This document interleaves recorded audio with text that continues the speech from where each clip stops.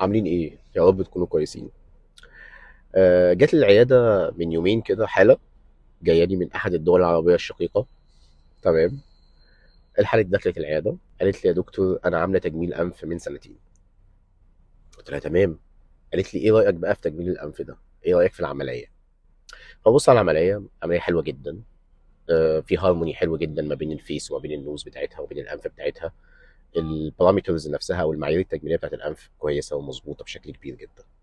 فقلت لها رايي، قلت لها العمليه حلوه جدا.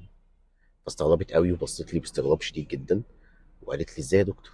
ده انا جايه لك مخصوص علشان انا شايفه انحراف في الانف ملي ناحيه اليمين. جايه من دوله تانية لحد هنا عندنا في مصر علشان خاطر ليا مخصوص، يعني علشان خاطر اعدل لها انحراف ملي ناحيه اليمين في الانف. ف... ف... يعني فانا بصيت طبعا على الانف، طبعا علشان اشوف الانحراف ده انا محتاج ميكروسكوب، محتاج حاجه يعني ادقق فيه قوي علشان اشوف. انا بقول القصه دي ليه يا جماعه؟ بقول القصه دي علشان خاطر مفيش حاجه اسمها بالملي. احنا الهدف من عمليات تجميل الانف ان الانف تبقى ناتشرال، تبقى طبيعيه، ما يبقاش فيها ديفو واضح بيخلي العين تتخطف، بيخلي اي حد قاعد معاك يحس ان في ديفو في الانف. وان هدفنا في العمليه ان الانف تبقى ماشيه في هارموني مع الفيس.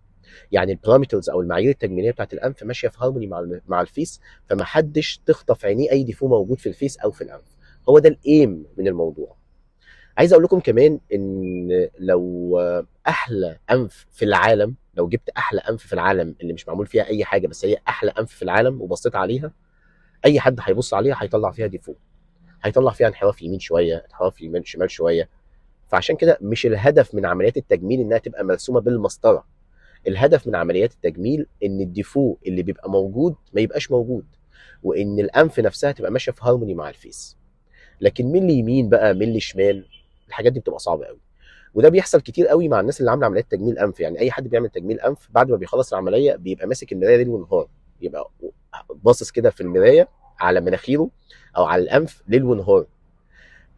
فبيركز في التفاصيل، فهيقول يا ده الانف دي لو كانت اترفعت ملي فوق او جت ملي يمين او جت ملي شمال.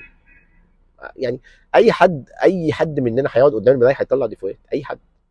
والناس القريبه منه اللي عارفه انه عامل عمليه، فلما تقعد تبص عليها او تبص عليه تقول له اه والله دي الانف دي حلوه جدا، بس لو كانت اترفعت ملي، لو كانت جت يمين ملي، لو كانت جت شمال ملي. هي الموضوع مش بيتاخد كده يا جماعه. ولو عايز توصل للمرحله دي مش هتوصل لها، لان هو اصلا في الطبيعي ما فيش حاجه اسمها كده. تمام. فملي يمين ملي شمال مش هو ده الايم من العمليه تجميل الانف. الايم من عمليه تجميل الانف ان احنا نوصل للناتشرال ابييرنس، وما يبقاش في حاجه تخطف عيني، لا انا ولا الناس اللي قاعده معايا تخطف عينيها ان في ديفو معين في الانف او في ديفو في الوش كله. وان الانف تبقى ماشيه في هارموني مع الفيس، وتبقى البارامتر بتاعتها متناسبه مع معايير التجميليه للوجه. لكن ملي يمين بقى وملي شمال والكلام ده صعب قوي يا جماعه.